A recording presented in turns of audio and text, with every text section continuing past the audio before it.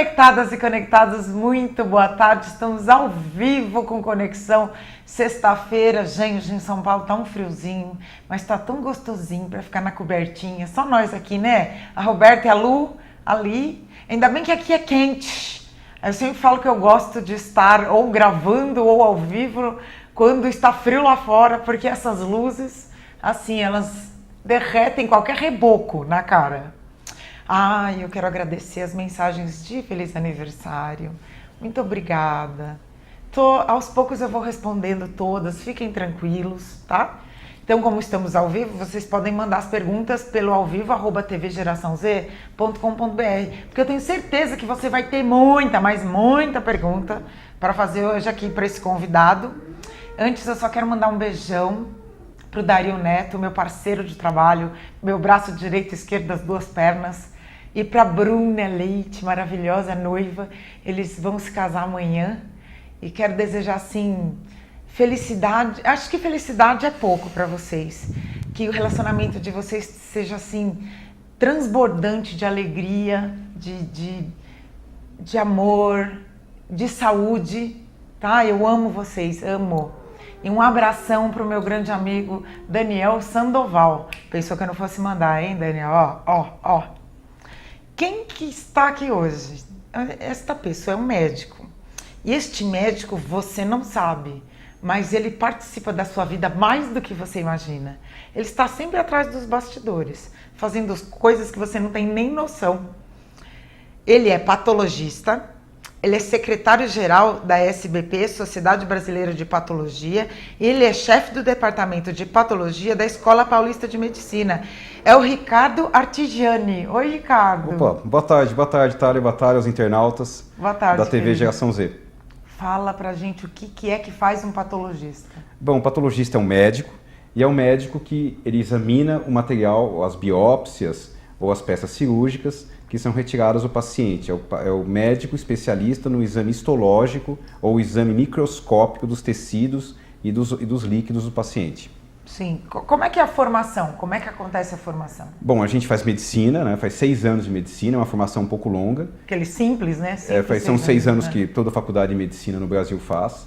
E após isso, nós prestamos um concurso e nós fazemos uma residência médica que varia entre 3, em alguns locais até 4 anos, que é o treinamento em patologia ou anatomia patológica. Quando você prestou vestibular para medicina, você já sabia que você queria ser patologista? Não, a patologia é uma especialidade hoje que o grande problema nosso é o desconhecimento, né? Eu não fazia ideia, eu não conhecia, eu fui conhecer patologia durante o curso de medicina. Então antes não? Antes eu não conhecia. Antes, normalmente, o estudante de medicina, quando ele entra na faculdade, ele tem a ideia de ser ou cirurgião, ou de ser um clínico, um pediatra, que são os mais comuns, ginecologista até, mas patologista são mais raros. É uma especialidade que ainda tem um pouco de desconhecimento. O que te levou, a partir do momento que você conheceu, o que te levou a buscar patologia? Bom, a diferença grande que patologia tem das outras é que, primeiro, que é uma especialidade, o que me faz, é uma especialidade que hoje tem um desenvolvimento muito grande, está relacionado à biologia molecular, e também a informática. Além disso, normalmente hoje para você seguir uma especialidade, a influência de professores é muito importante dentro do curso médico. Então, dentro da minha faculdade, eu tive um professor que influenciou, a gente vê, é uma figura que você normalmente quer reproduzir e acaba seguindo os passos desse professor, que é um exemplo. Então, isso é muito comum dentro do curso de medicina. 6 anos, um professor estimulando os alunos. Então depende muito de faculdade para faculdade, ela pode ter um lado mais clínico ou mais cirúrgico, isso depende de cada faculdade. Então você vestibulando que está prestando agora, né? As inscrições estão abertas para os vestibulares, está todo mundo muito doido, inclusive meu filho. Você vestibulando vai pegar agora com o Dr. Ricardo dicas para ser um patologista. Primeiro ele vai falar algumas coisas, a gente vai fazer aqui uma viagem por esse mundo patológico. Ele trouxe aqui algumas lâminas. Fala um pouco para essa galera que ainda não sabe o que é da medicina. O interessante é que medicina ela é um campo muito grande de trabalho. Você tem, eu sempre digo que medicina ela tem lugar para todo tipo de personalidade. Então tem dentro desde a psiquiatria, ou cirurgia, ortopedia, ou mesmo na patologia, que também são especialidades que possuem um dia a dia totalmente diverso uma da outra. Então na patologia, normalmente, é aquele profissional que ele está habituado a viver dentro de um laboratório. Sim. Então ele tem que ter um contato muito grande com informática, com biologia molecular, com leitura principalmente em inglês, porque todo o nosso material é na língua inglesa, e tem que estar habituado a trabalhar num ambiente em microscopia. Então é solitário, até de certo modo, o diagnóstico, embora ele tenha toda uma equipe para fazer aquele material chegar até o seu microscópio. Essa questão da informática, ela está mais ou menos há quantos anos atuando junto? Porque antigamente era laminazinha, microscópiozinho. Antigamente era só no microscópio, então a gente observava as lâminas e o diagnóstico era feito basicamente na visualização desse material, dessas lâminas. Hoje ainda se usa, hoje o trabalho ainda é muito com esse material, com lâminas, mas hoje essas lâminas podem ser escaneadas e realizar análises morfológicas em computação, com trabalhos com computação gráfica. Você trouxe algumas lâminas? Hoje que nós... A gente vai mostrar de longe mesmo, mas é interessante como ela vem numa bandeja. Só para mostrar que um patologista ele recebe diariamente o trabalho do patologista normal. Aqui, ó. Normalmente ele recebe essas bandejas com lâminas. Essas lâminas são lâminas que podem ser um órgão de um paciente, ou biópsias de paciente, biópsias de próstata, de mama, e nós visualizamos no microscópio e fazemos diagnóstico. Cada uma dessas é uma laminazinha, ou pode ser uma bandeja inteira, não importa. Isso aqui é um intestino, você falou? Esse é um intestino, isso é um corte de um intestino de um paciente. Todo cortadinho. E é feita a análise desse material. Esse material depois é emitido um laudo, que o patologista tem que ter uma diferença entre as outras especialidades. A responsabilidade nossa até é muito grande em cima disso, até maior. As outras especialidades fazem hipótese diagnóstica. Quando você pega um prontuário médico, lá está a hipótese diagnóstica, ele põe as hipóteses. O patologista não faz hipótese, o patologista põe o diagnóstico.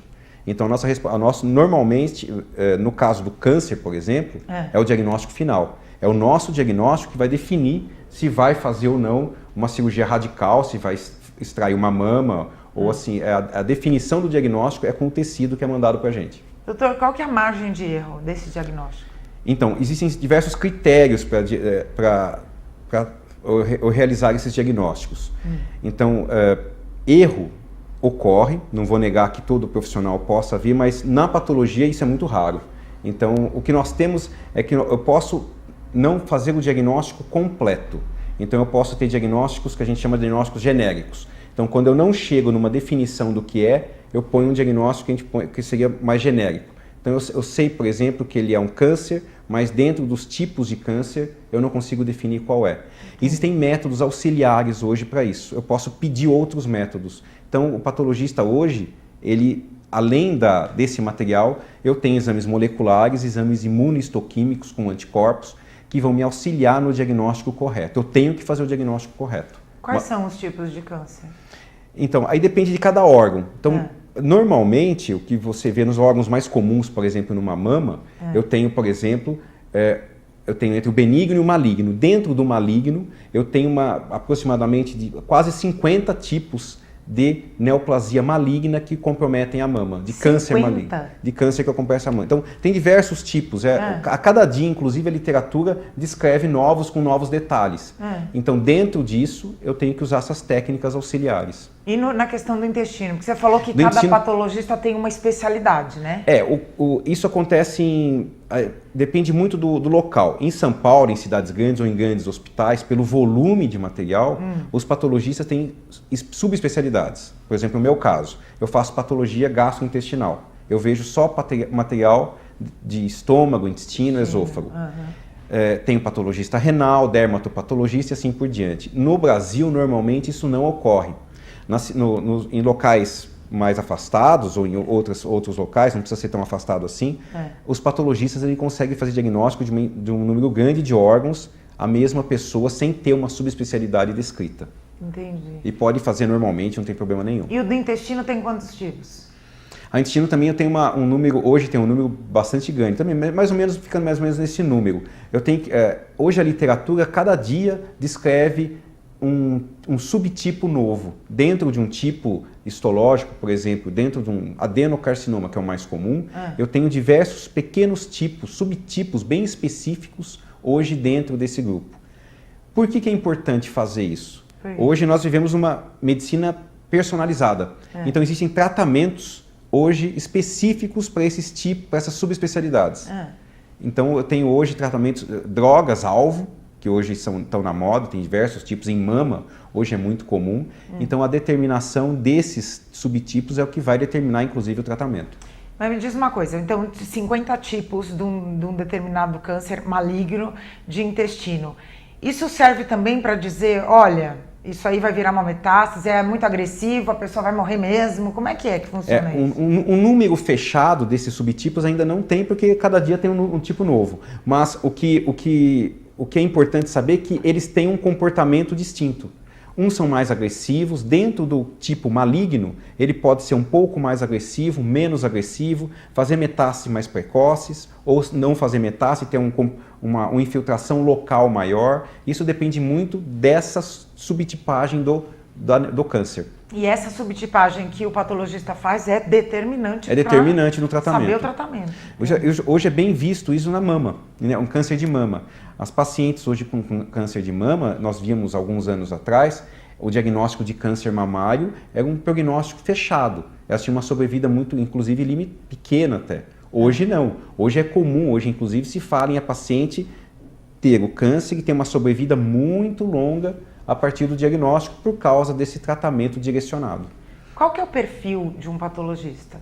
O patologista, assim, um perfil hoje fixo ainda não tem muito, nós não temos, mas pela Sociedade Brasileira de Patologia, hoje a maior parte dos patologistas são do sexo feminino, mais ou menos na idade de 46 anos com 20 anos de formado. É o 54% dos patologistas no Brasil, segundo o Conselho Federal de Medicina, são do sexo feminino nesse padrão, 46 anos com 20 anos de formado. E aí você estava falando uma coisa ali nos bastidores muito interessante. Pasmem, por isso que eu gosto de trazer aqui, para trazer uma luz para vocês. Quantos patologistas existem no Brasil? No Brasil, aproximadamente 2.000 patologistas. Só? Só 2.000 patologistas. Aproximadamente... a sociedade tem 1.800 patologistas registrados, que é a Sociedade Brasileira de Patologia, que é o órgão que representa esses patologistas. E hoje, atuando no Conselho, com números do Conselho Federal de Medicina, são 2.000 patologistas. É muito pouco. O que se preconiza é ter um patologista a cada 100 mil habitantes. Hoje nós estamos no número limítrofe. O grande problema é que nós estamos vendo, a sociedade está vendo um crescimento muito grande na formação de novos médicos. E o nosso temor é que nós não acompanhemos o crescimento desses novos, em número desses novos médicos. O pessoal quer muita cirurgia plástica, né, gente? Você vai entrar na faculdade de medicina, diminui um pouco essa galera da plástica, porque daqui a pouco teremos velhos com os corpos sarados, todos com vários outros problemas, Alzheimer. É o que a gente sempre diz, né? Está evoluindo muito a questão da estética. Eu não sei se a questão da saúde está indo para e passo. O que você acha, doutor? É que existe aquele glamour em cima do cirurgião plástico, né? Escultores. Que são, mas a gente sabe que a vida deles, o dia a dia, não é bem assim também. Eles têm muitas dificuldades, inclusive dentro de centros cirúrgicos, assim por diante. Mas o patologista vai ocorrer uma necessidade muito grande de ter novos patologistas. Porque o patologista, ele é necessário para o diagnóstico do câncer. Precisa ter o meu diagnóstico para que se realize um tratamento. Então só faz um tratamento no câncer de mama se um patologista fez o diagnóstico. Só vai ter um tratamento em qualquer outro tipo de câncer se tem uma biópsia. Se eu não tenho esse profissional, normalmente vai atrasar o diagnóstico ou o tratamento. E além disso, o que se observa é que a população está envelhecendo. A população brasileira envelhece muito rápido. Sim. E o câncer está relacionado à idade. Quanto mais envelhece a população, maior a incidência de câncer. Então vai precisar cada vez mais do meu tipo de profissional. E é basicamente a questão do câncer. Se tem, se não tem, se é benéfico, se é benigno, se é maligno. O mais comum hoje é relacionar o patologista ao diagnóstico do câncer, mas não é só com o câncer. Nós também estamos relacionados com o diagnóstico citológico, aquele exame, o exame comum que é realizado em mulheres de Papa Nicolau, que é diagnóstico de câncer, inclusive, é o patologista que lê. Além disso, eu tenho exame de líquidos cavitários, que a gente chama de citologia oncótica, é o patologista que lê, que faz a leitura e o diagnóstico. E também no transplante. No transplante hoje, para determinar se um órgão é viável ou não, retira-se o órgão do paciente doador, faz uma biópsia, o patologista vê essa biópsia, vê se ele está viável e aí sim é colocado no paciente receptor. Então, ou seja, isso tem diversos outros usos da anatomia patológica dentro da medicina, mas esses são os mais comuns. Também realizamos necrópsia, que faz parte da nossa formação, pelo menos nós temos um número X de necrópsias para poder exercer atividade. Também é um caminho que o patologista também segue. Entendi. Doutor Ricardo, tecnologia, para onde caminha a sua profissão? Hoje o que nós estamos vendo, ou que a sociedade vê, é uma informatização cada vez maior da especialidade.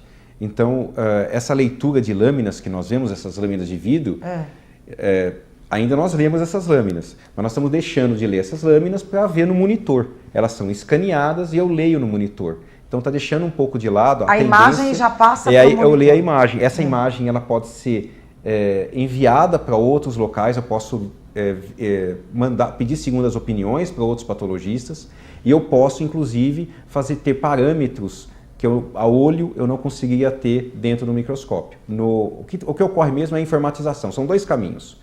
Informatização e biologia molecular. Biologia molecular porque hoje tem técnicas moleculares com estudo genético que me auxiliam no diagnóstico desses pacientes. Você acha que aquelas coisas que a gente vê nos filmes futuristas também estão se aproximando? Em patologia já está acontecendo bastante isso. A vida do patologista hoje está se transformando com a biologia molecular e a informática. Um laboratório de patologia é quase que um laboratório bem futurista. Eu trabalho tanto com biologia molecular, com genes, isso diariamente, rotineiramente, quanto com informática. Então, gente, a gente vai fazer um pequeno intervalo aqui com o Dr. Ricardo. Ele está dando uma aula aqui sobre patologia, né? Sobre os patologistas, como é que você pode fazer para se tornar um, inclusive, só tem 2.000, corre lá. E depois do intervalo você vai saber por que São Paulo é a capital de maior número de transplantes de rim.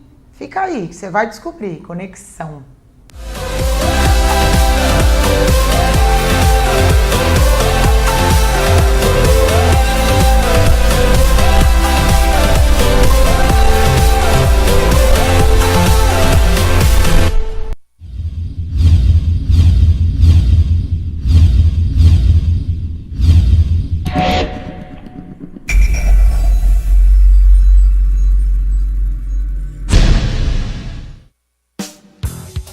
E você que já nos prestigia com a sua audiência no blog do corretor, você gerente, você corretor, agora você tem um compromisso comigo toda quinta-feira, às 21 horas, ao vivo, pela TV Geração Z, programa Segura Brasil.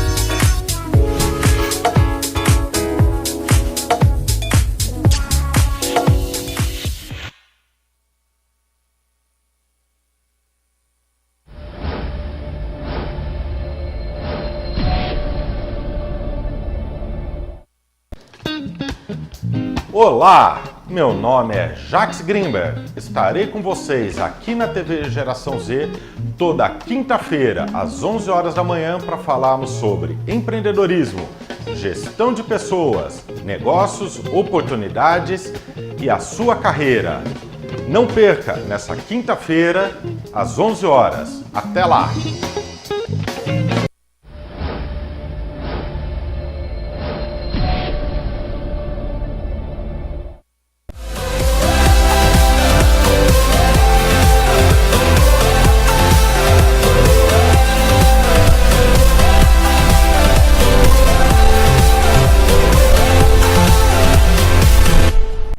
Conectadas e conectados, estamos de volta com Conexão 13 horas e 21 minutos. Estamos entrevistando o Dr. Ricardo Artigiani, ele é patologista, está dando uma aula, uma verdadeira aula. Faça perguntas ao vivo, @tvgeraçãoz.com.br.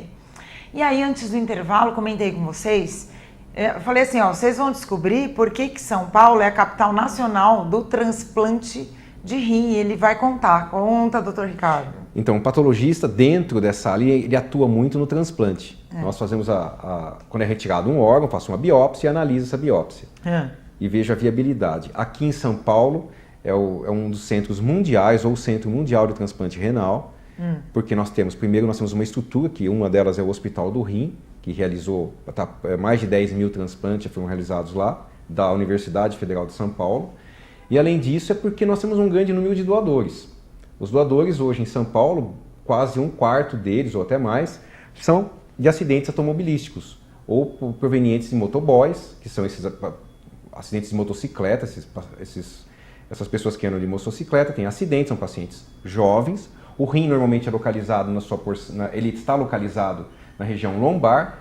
O acidente normalmente é eu tenho trauma crânioencefálico, e o rim normalmente está preservado. E um paciente ele doa 2 rins. Então, ou seja, eu tenho uma incidência muito grande por causa do nosso trânsito, que é muito agressivo e tem uma mortalidade muito alta. Aqui em São Paulo nós temos um número muito grande de transplantes, inclusive por causa disso. Tá tudo conectado, né? O trânsito está conectado, relacionado com o transplante de rim, tá vendo, gente?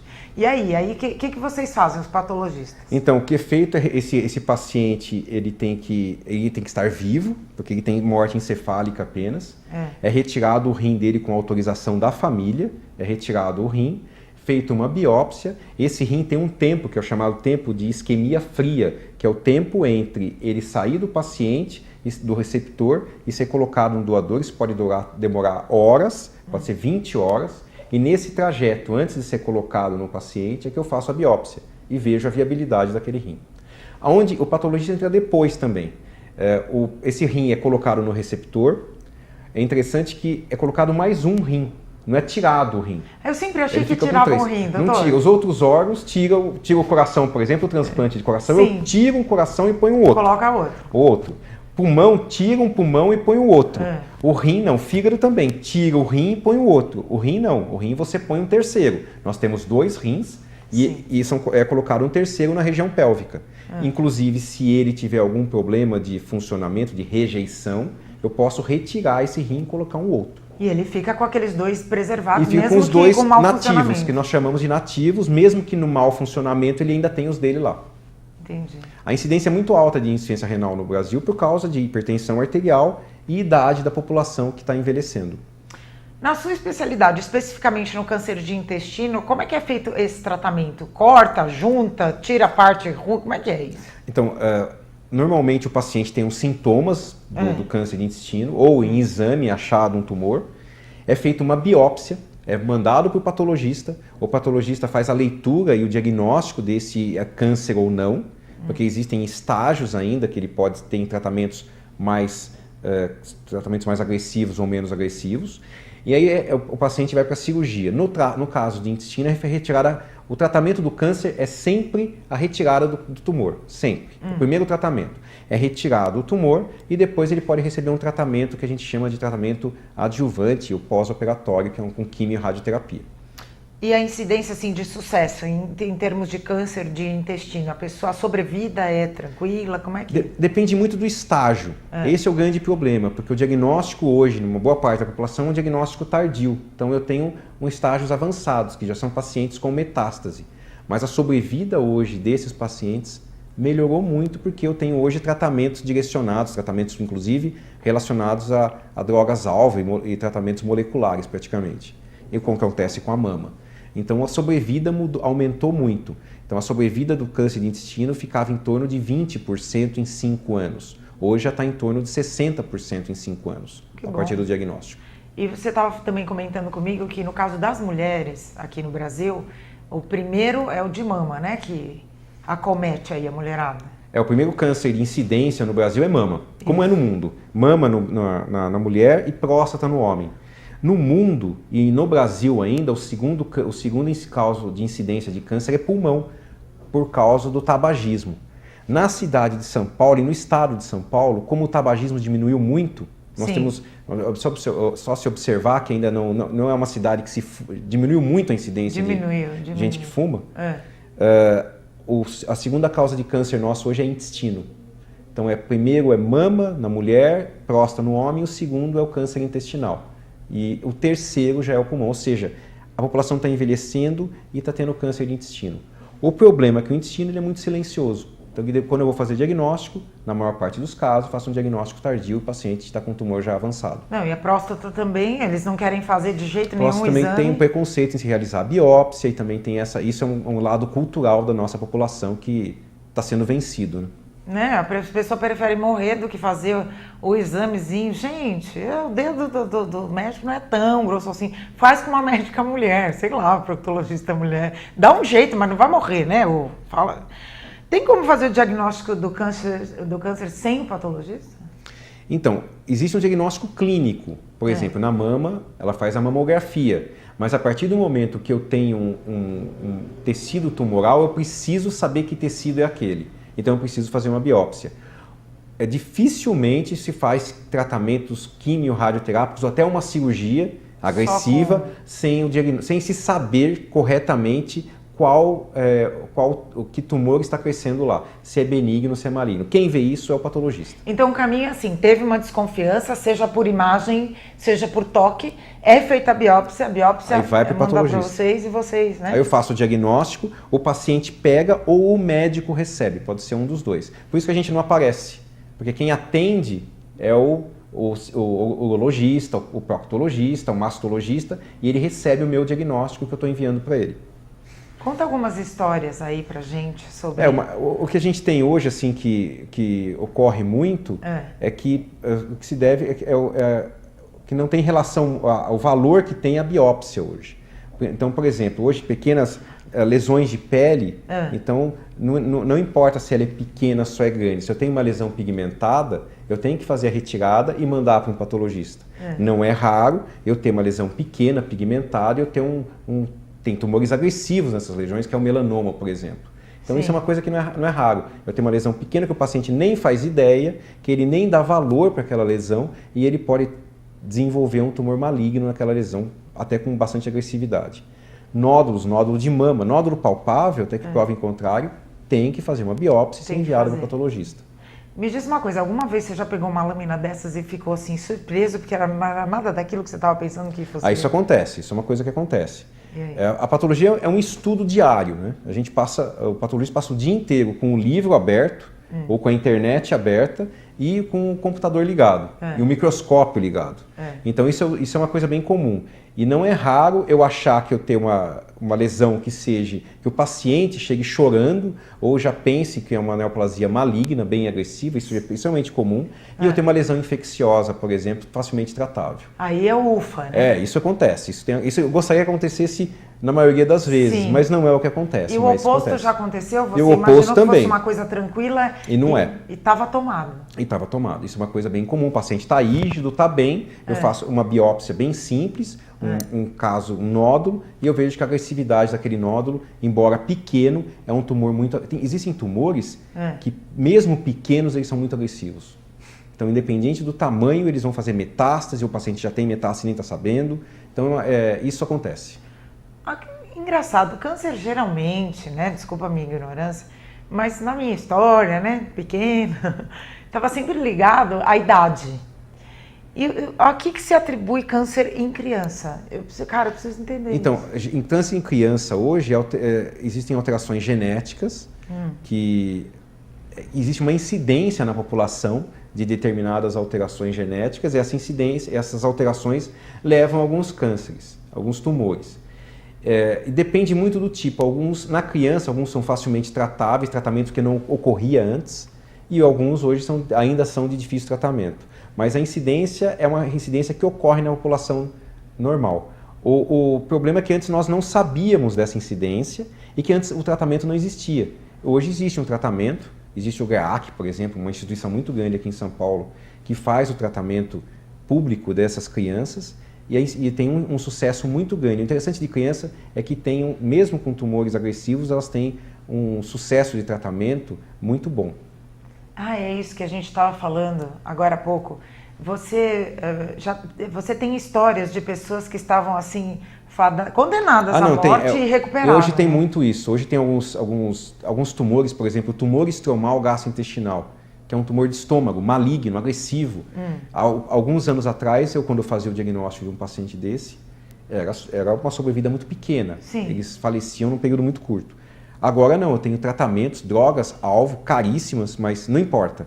Esses tratamentos existem, alguns são disponibilizados pelo SUS, e esses pacientes têm uma sobrevida que antes eu não imaginava. Então eles vêm pegar o diagnóstico, vêm conversar comigo, depois de 5 anos, 8 anos, um paciente que antigamente eu não imaginava que pudesse retornar. O câncer do Steve Jobs foi pâncreas, né? Você falou da agressividade. O pâncreas é um órgão que, assim, ele é escondido, ele fica localizado, principalmente encostado no retroperitônio, que a gente fala que é a região dorsal. E ele não tem é difícil palpação, ele não é exposto. Então, é um órgão de difícil diagnóstico. Além disso, ele também é de difícil realização de biópsia, porque eu tenho vários órgãos na frente e atrás. Então, eu tenho que atingir outros para chegar nele. No caso do Steve Jobs, ele teve um tumor de pâncreas, uma neoplasia agressiva de pâncreas, e ele optou por outros tratamentos, mas o pâncreas, normalmente, ele tem a incidência, a mortalidade do tumor de pâncreas é muito alta, não importa o tipo. Sim. Então, independente disso, teve um outro ator também que teve, o Patrick Swayze, também teve câncer de pâncreas. Então, ou seja, são tumores que eles debilitam muito o paciente e são muito agressivos e o tratamento hoje é muito difícil. Cirurgia também é dificílima nesses pacientes. É engraçado porque aí você escuta os boatos, né? Se tivesse feito o tratamento X e Y. Não, ele está falando que não, que geralmente é isso que hoje acontece alguns mesmo. A gente não tem. Infelizmente, alguns tumores, uma boa parte deles, o tratamento ainda, dependendo do estágio, é muito paliativo. Doutor Ricardo, tem uma pergunta que eu não fiz e se eu tivesse feito faria diferença na nossa entrevista? Não, gostaria, assim, eu agradeço a oportunidade de ter sido entrevistado aqui e ter exposição aos internautas, e eu gostaria que só tivesse maior exposição dos patologistas, o conhecimento do que nós fazemos. Nós decidimos a sua vida, ou a vida dos pacientes, muitas vezes tomamos as maiores decisões e o paciente mal nos conhece. Então, se você tiver uma biópsia, tiver uma peça cirúrgica, for pegar um exame no laboratório, procure saber quem é o patologista. Vá saber que é aquele nome que está lá embaixo do laudo e que assume a responsabilidade e que é ele que sabe que toma as maiores decisões da sua vida muitas vezes, sem você saber. Me veio uma pergunta. A minha mãe passou por uma cirurgia que eles iam abrir a mama lá e o patologista ia acompanhar a cirurgia. Me explica isso. Isso é interessante. É um procedimento também que nós fazemos. É um procedimento que tem que ter muita coragem, que eu falo. O patologista também é um profissional que a coragem faz parte do nosso sangue. Nós damos diagnóstico na hora, durante o ato cirúrgico. Sim. Então, uma paciente tem um nódulo de mama. Esse nódulo pode ter feito algum procedimento prévio, uma punção ou alguma coisa assim. Durante a cirurgia é retirado esse nódulo, ele é congelado, existe um aparelho que congela a menos 20 graus, faça um corte na hora, eu dou o diagnóstico na hora, o paciente está aberto. Nossa. Isso acontece com mama, com intestino, com pulmão, com pele. Isso é um procedimento que o patologista faz. E ele faz o laudo ali na hora? Na hora. Ele guia o cirurgião. O cirurgião, no caso hoje de neoplasia de mama, câncer de mama, que eu tenho que fazer cada vez ressecções menores, eu faço as margens. Então, se está livre, se está comprometida, então eu vou guiando o patologista. Rapaz, tá vendo a importância? Tá vendo a importância do patologista? Intestino também, se está livre, quanto que vai retirar, porque eu vou congelando as margens. Entendi. Então é na hora. Ali tem que ter sangue frio. Tem que ter sangue frio. Dá uma mensagem para esses estudantes que estão pensando em ser patologistas, vai, doutor? Então, se você pensa em fazer medicina, se você pensa em ir para a área médica, faça 6 anos de medicina e conheça o que é fazer patologia. É a especialidade que mais cresce, É a especialidade que está tendo cada vez uma exposição maior. Vocês podem ver os programas de televisão que vocês estão vendo. E o crescimento de biologia molecular e informática está diretamente relacionado ao nosso crescimento profissional. Vale a pena conhecer a nossa profissão. Muito obrigada, agradeço assim de coração, uma aula para todo mundo. Eu agradeço a oportunidade, espero ter outras oportunidades e vá conhecer o seu patologista, sempre falo isso. Muito obrigado. Conectados e conectados, viram? São coisas importantes e que vocês não sabiam, tá? Até a semana que vem, beijão, conexão.